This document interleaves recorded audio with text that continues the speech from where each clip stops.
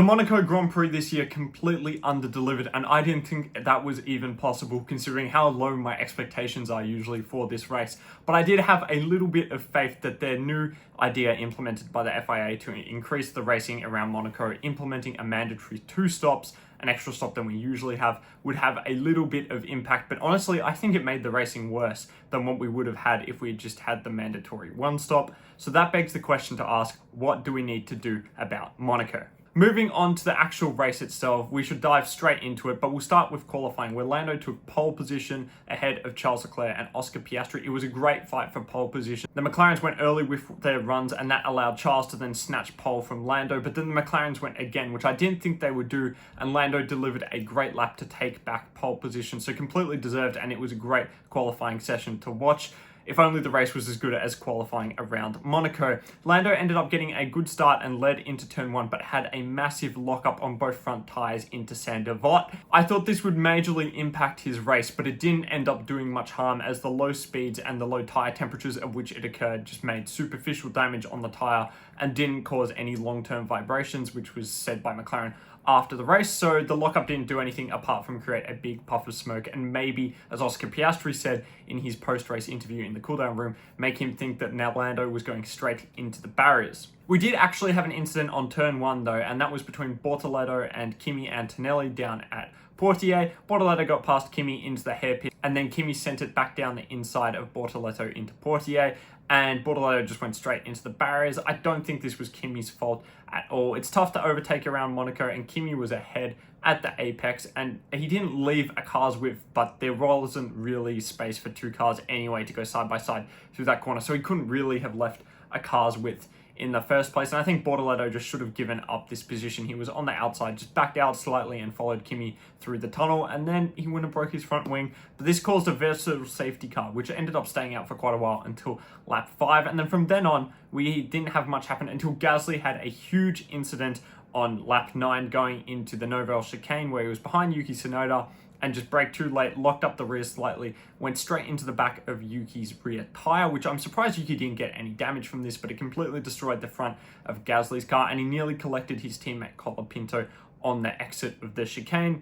Gasly then proceeded to drive around to the pits and come in, where he nearly didn't stop. He had to get some other teams to help him stop because his brakes had broken from the contact. It was originally unclear whether his brakes had broken in the tunnel, and that's why he crashed into the back of Yuki, but no, it was only after the impact that they broke, which was incredibly dangerous. He should have pulled over on the side of the road instead of driving all the way around to the pits, littering debris everywhere. But this was fully on Gasly here. Yuki didn't do anything wrong. He kept his line similar to what he'd been doing the previous laps, which is what the stewards referenced. They decided on no kind of penalty here, as the only damage that was done towards Gasly, and Yuki was fine, which I think is fair enough.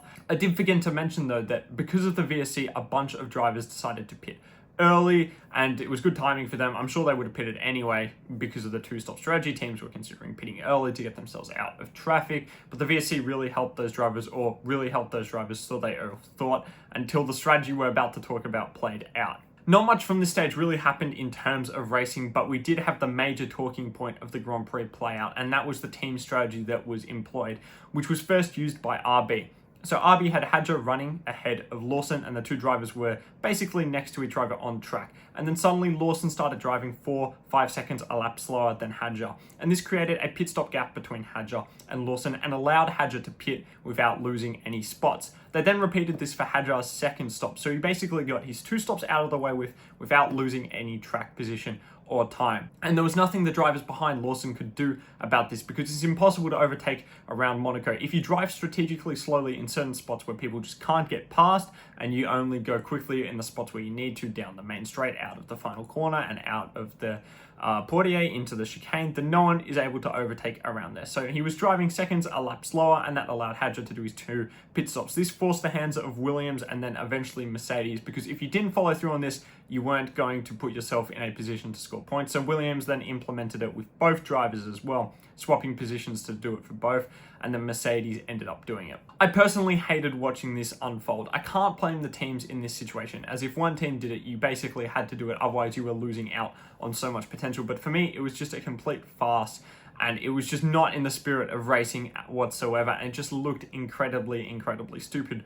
I understand there have been incidents of drivers in the past slowing other drivers down. You look at Perez at Abu Dhabi in 2021, slowing Hamilton down. But that was an isolated incident where no one went into the race knowing that that would be the major strategy to play. That was an in the spur of the moment decision where I'm sure Red Bull decided they would leave Perez out, but it wasn't for 20 seconds worth and then another 20 seconds worth of time. I think this was just completely out of control the way this played out. So the FIA does need to do something to stop these types of incidents from happening. Getting rid of this two-stop mandate, I think, would solve that.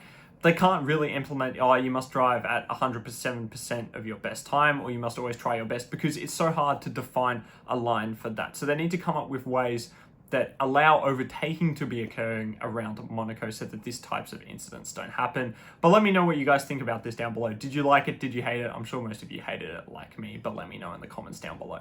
This strategy caused a huge split in the pack, so by the time we got to the end of the race, only the top 5 cars actually finished on the lead lap. It was fortunate that the top teams weren't affected by this, as none of them had their cars running next to each other. So McLaren was separated by Leclerc, which just meant they couldn't pull off this strategy. And we had a pretty usual Monaco race with the top 5, basically, until the end of the race. Verstappen was the one to try the strategy. He decided to stay out after his first pit stop, I should say, and basically wait out a VSC, a red flag, a safety car in order to try and get the jump. And by the end of the race, Norris caught him with around 10 laps to go, and Verstappen was driving a bit slower at this stage, so it bunched up. So you had Verstappen leading, who hadn't pitted, Norris, Leclerc, and then Piastri all in very close proximity. However, whilst they were all in close proximity, no overtaking was going to be able to be done. It was only going to happen if there was a mistake from someone, and no one made a mistake. So Verstappen ended up pitting going on to the last lap. He came out in P4. The race was won by Norris. Leclerc was P2. Piastri was P3. And then Hamilton was the only other driver to finish on the lead lap in P5. Norris completely deserved this race win. He didn't crack under pressure in the race. And most importantly, he delivered in qualifying. And this has set up a really nice championship battle now. I think he's 2 or 3 points behind Piastri going into Spain with the technical directive. And Max Verstappen is only 25 points off in third. Just some other shout outs I want to quickly touch on. Hadjar did a great job to come home in P6. He's driven an outstanding qualifying. He's driven an outstanding race, even with the assist from his teammate Liam. He was the driver that qualified ahead, which gave him that upper hand in that inter-team battle. And I think he scored more points than Lawson and Yuki combined, but someone might have to fact check me on that. But yes, very impressive start to the season from Hadjar. And then Ocon also delivered extremely well in the Haas. He got himself a great qualifying position, so kept himself out of the shenanigans occurring behind him and just drove a solid race to come home in P7. And then Lawson, Albon, and Sainz rounded out the points paying positions, and they were all involved in those team shenanigans that were happening towards the end of the race. Touching on Fernando Alonso quickly, you do have to feel bad for him. He was looking on for a very strong points finish, and then his engine decided to play quit. So he'll be looking to rebound back in Spain. And another funny incident was George Russell cutting the Novel chicane to just overtake the Williams and get out of the DRS train. He initially blamed it on dangerous driving from, I believe it was Albon, but Albon wasn't driving dangerously. George just tried to play it off as that, as to not get a penalty. And then when he said over the radio he would accept the penalty, the stewards obviously didn't appreciate this and gave him a drive-through, which I think was warranted. The stewards had given specific instructions pre-race that if anyone tried this, they would be handing out harsher penalties because they didn't want people to be deliberately taking a 10-second penalty. So I think the drive-through was warranted, even if it actually didn't affect Russell, because he took the drive-through and still came out ahead of Albon. So he was actually still better off pulling this maneuver, but it was very funny to watch. But it just shows that something needs to be done for the overtaking around Monaco. So what needs to be done about Monaco? For me, they need to make some changes to the track. I know they're very constrained, but even if they have to do some land reclamation, I think it would greatly improve the racing. It's not just on the cars for me, because the F3 cars and F2 cars are much smaller and they still struggled to race around Monaco, especially the F3 cars, which are quite a lot smaller than the F1 cars. They really struggled to put on a great race. So you need to look to extend the straight so you can get a bigger speed differential. You need to get some longer braking zones, because at the moment none of the straights are long enough to actually have the DRS be effective, and you can't even use DRS in the tunnel as well. So it's pretty pointless. They need to do something, and for me it's not all on the cars. The Monaco Grand Prix itself needs to look at some changes they can make to the circuit. Honestly though, I'd probably give the race a 1 out of 10. It was pretty bad in my opinion, but again, let me know down below what you would give it out of 10. And Spain is up now for the final race of this triple header. I'm very excited. I like Spain as a track ever since they removed that final chicane. I think it flows much, much better. And I think this might be the final race we get of Spain on the F1 calendar, because I think Madrid's coming on next year. So we might see Spain drop off the calendar. Barcelona drop off the calendar, which could be quite sad. So enjoy the race. Make sure you tune in. It should be very interesting with the new technical directive coming in. But thank you guys so much for watching, listening in, and have a great rest of your day.